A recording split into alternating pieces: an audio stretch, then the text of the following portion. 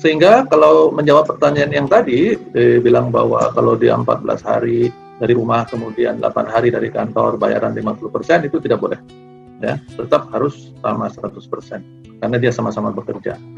Kecuali mereka tidak bekerja, ya itu beda lagi. Hitungannya nanti ada lagi. Ya.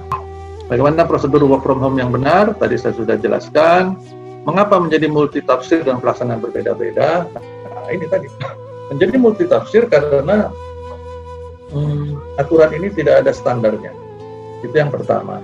Pelaksanaan yang berbeda-beda karena ini sungguh bergantung kepada kebijakan di perusahaan masing-masing.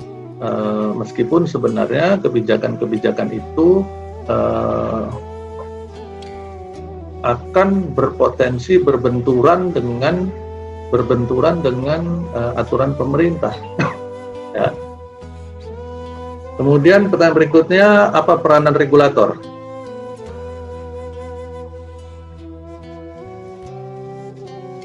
Apa peranan regulator? Ya. Jadi dalam konteks work from home, regulator memang tidak mengaturnya secara detail. Mereka menyerahkannya kepada perusahaan masing-masing, bagaimana perusahaan mengaturnya.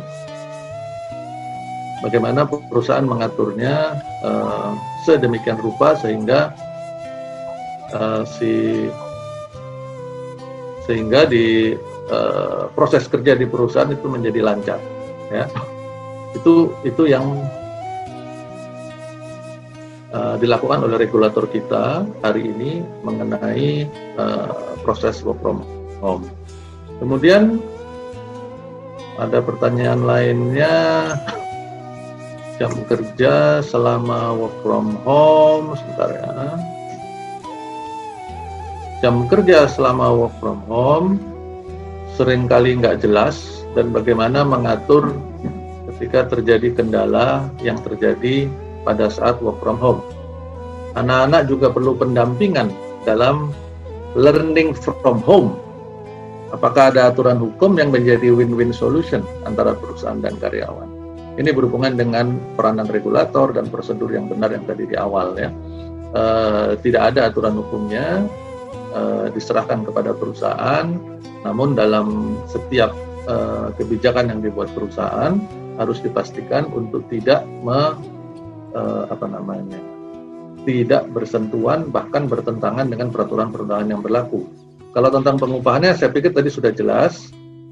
Contoh berikutnya mengenai waktu. Nah, mengenai waktu nih teman-teman, banyak juga perusahaan yang pada saat sudah menerapkan work from home berpikir bahwa si karyawan itu akan online 24 jam sehari, ya, 24 jam sehari si karyawan itu sebagai kompensasi dari mereka berada di rumah, bisa bekerja dari tempat tidur, dari ruang tamu, dari teras misalkan, sambil main-main, nggak pakai seragam, atau pakai sarungan aja. Nah, maka sebagai kompensasinya mereka harus online 24 jam. Ini sebuah pandangan yang keliru loh. Nah, ini yang membuat pelaksanaan work from home tadi menjadi kacau. Ya. Ini yang tadi menjadi kendala ini, yang menjadi isu dalam pelaksanaan adalah yang kondisi seperti ini. Maka saran saya adalah pada saat work from home, baik perusahaan maupun karyawan harus sangat efektif. Pertama, efektif dalam konteks pekerjaan, monitoring hasil kerja dan waktunya. Ya. Jadi dengan asumsi bahwa mereka memang harus meluangkan waktunya untuk bekerja meskipun dari rumah. Kalau misalkan dia diganggu sama anak dan sebagainya, maka bekerjalah di kamarnya, atau dibalik, orang tuanya di luar, anaknya dikunci di kamar dan sebagainya. Nah, kalau diatur seperti itu, pastikan misalkan setiap orang, ini buat para karyawan yang work from home, meluangkan waktu untuk fokus, benar-benar tidak terganggu, seperti layaknya kita bekerja di kantor selama berapa jam. Kita itu bekerja kalau di kantor kan 8 jam. Ya sudah. 8 jam itu jangan diganggu, benar-benar untuk bekerja. Nah, kalau itu sudah bisa dilakukan, maka misalkan jam kerja kita jam 9 sampai jam 9 pagi sampai jam 6 sore. Maka kalau belum jam 9, nggak usah ngurusin kerjaan. Kalau sudah jam 6 sore, perusahaan juga jangan kejar-kejar karyawan lagi untuk pekerjaannya. Nah, kalau kedisiplinan ini dilakukan oleh kedua pihak, maka seharusnya work from home ini bisa berjalan dengan lancar. Yang penting pada saat jam kerjanya, jam 9 sampai jam 6, atau jam 8 sampai jam 5, dan sebagainya. Atau mungkin ada perusahaan yang bikin ketentuan beda, ayo kita sekarang work from home supaya efisien, efektif, kita bekerjanya hanya 4 jam dalam sehari, tapi dalam 4 jam semuanya online, nggak boleh ada yang putus, nggak boleh ada yang terganggu. Misalkan begitu. Nggak masalah, sepanjang hasil kerjanya tercapai. Tadi KPI-nya, targetnya tercapai. Itu ya. Berikutnya. Pertanyaan berikutnya, bagaimana dengan pengupahannya? Apa boleh dikurangi? Apa dasar hukumnya? Ya, tadi sudah saya sampaikan. Apa boleh dikurangi? Nggak boleh. Yang boleh tidak dibayar, itu bukan dikurangin ya. Yang boleh tidak dibayar hanya tunjangan tidak tetap yang berhubungan dengan kehadirannya di lokasi kerja. Ya. Kemudian apa dasar hukumnya? Karena pasal 93 ayat 1 di Undang-Undang 13 2003, azas no work no pay, kita semua paham itu tidak terpenuhi untuk tidak membayar upah karyawan. Ya. Jadi kalau kita ingat pasal 93 ayat 1, Bapak Ibu mungkin yang lagi buka Undang-Undang 13, silakan dibuka pasal 93 ayat 1 ya. Di sana disebutkan upah tidak dibayar apabila tidak melakukan pekerjaan. Dalam dunia manajemen di HR kita mengenal sebagai azas no work no pay. Itu tidak bisa dilakukan dalam konteks work from home karena mereka karena pasal itu tidak terpenuhi. Tidak terpenuhinya di mana? Mereka tetap bekerja. Ya. Gitu. Ini ada komentar, apakah aturan work from home sama dengan peraturan pada saat non work from home? Jika karyawan dischedule-kan work from home, namun yang bersangkutan pergi meninggalkan lokasi, apa yang akan diterapkan? Nah itu persis, itu Ibu Ivoni. Itu seharusnya yang masuk ketentuan seperti ini, klausa ini yang harusnya masuk ke dalam policy-policy di perusahaan mengenai work from home. Ini harus diatur di awal. Misalkan nih, jadwal jam sekian sampai jam sekian itu harus online. Misalkan nih jam 9 sampai jam 6. Kemudian jam 9 sampai jam 10 online. Setelah itu jam 10 sampai jam 12 offline. Mereka bekerja tanpa sambungan internet. Kemudian nanti jam 1 sampai jam 2 online lagi, terus offline lagi, baru jam 5 sampai jam 6 online lagi. Nah, dalam jam-jam online tadi mereka tidak boleh tidak online. Kalau tidak online, itu masuk kategori pelanggaran dan sebagainya. Lakukan penegakan hukum, itu silakan.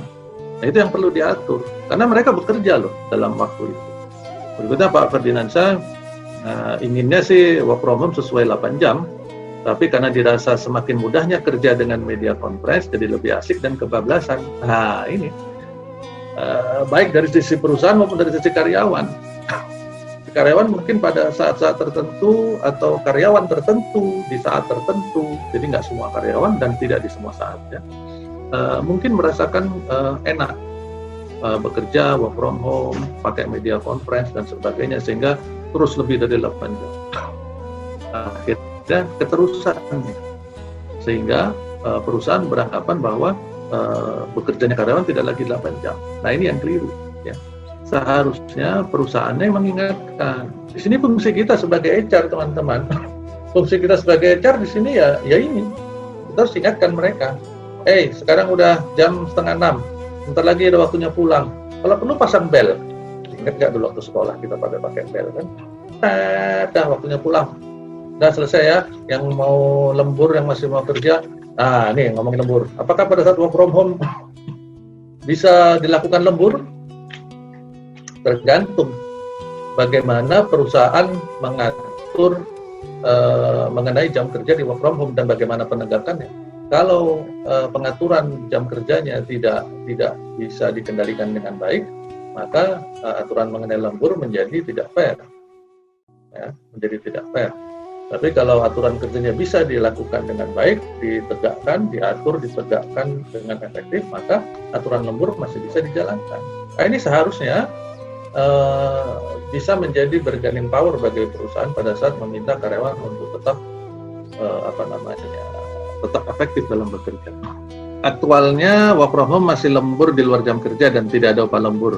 Nah, ini biasanya terjadi apabila dua hal nih. Yang pertama, perusahaan manajemen tidak mengatur secara tegas mengenai bagaimana pengaturan jam kerja pada saat work from home. Atau kemungkinan kedua, si karyawan terus mentolerir, terus mengentertain permintaan-permintaan bekerja di luar jam kerjanya. Dengan catatan, si karyawan memang sudah bekerja efektif selama 8 jam itu, jadi nggak curi-curi waktu. Ini berlaku policy ini sebenarnya mengikat kedua pihak, baik karyawan maupun perusahaan. Ya.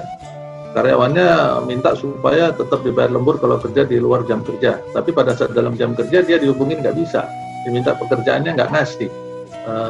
Tadi disuruh online nggak online. Ya, bagaimana perusahaan bisa yakin bahwa karyawan bekerja? Ya, jadi ini berhubungan keduanya. Untuk outsourcing bagaimana Pak? Jika pabrik tempat kami bekerja meliburkan karena tidak ada proses produksi, padahal kami terikat kontrak PKWT dengan karyawan kami, apakah bisa kami tidak membayar upah tersebut untuk outsourcing? Jadi maksudnya si outsourcing, berarti ini dari perusahaan outsourcing, kemudian pabriknya itu meliburkannya.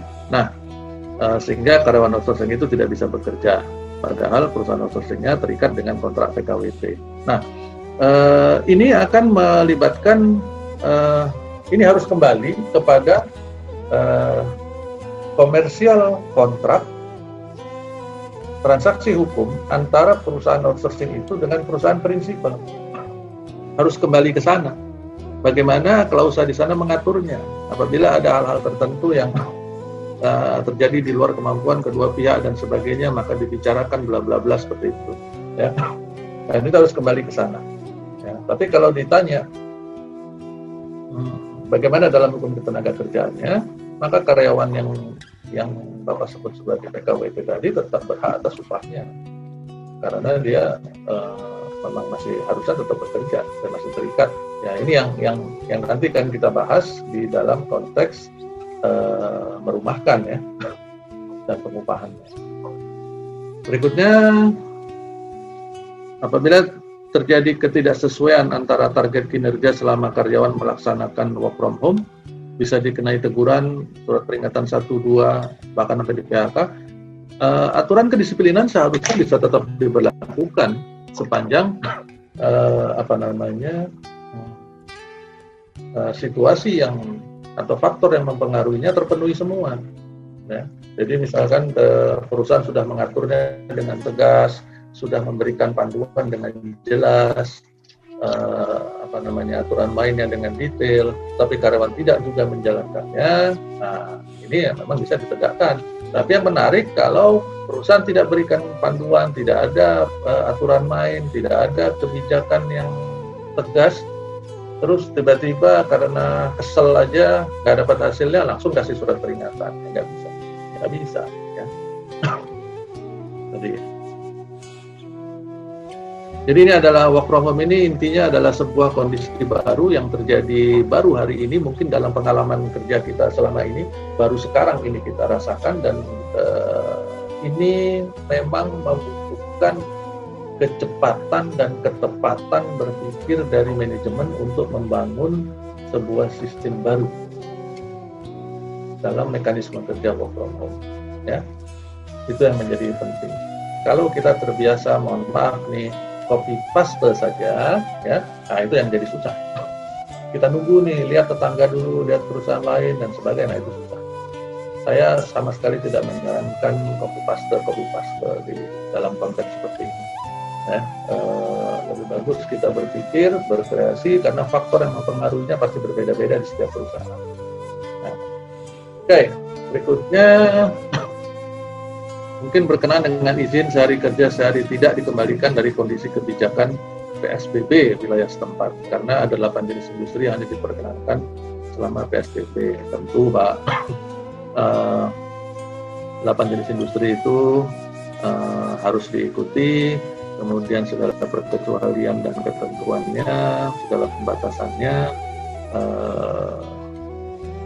izin. Cuman yang saya tahu di dalam ketentuan mengenai PSBB di sana mengatur tentang kalau yang nggak masuk dalam 8 berarti work from home, kan begitu, bukan izin sehari kerja sehari tidak. Karena sehari kerja sehari tidak itu berarti ya bukan work from home.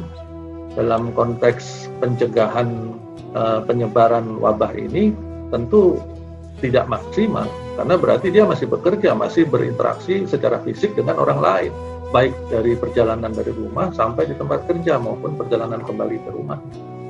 Ya. Ini yang membuat kita harus berhati-hati.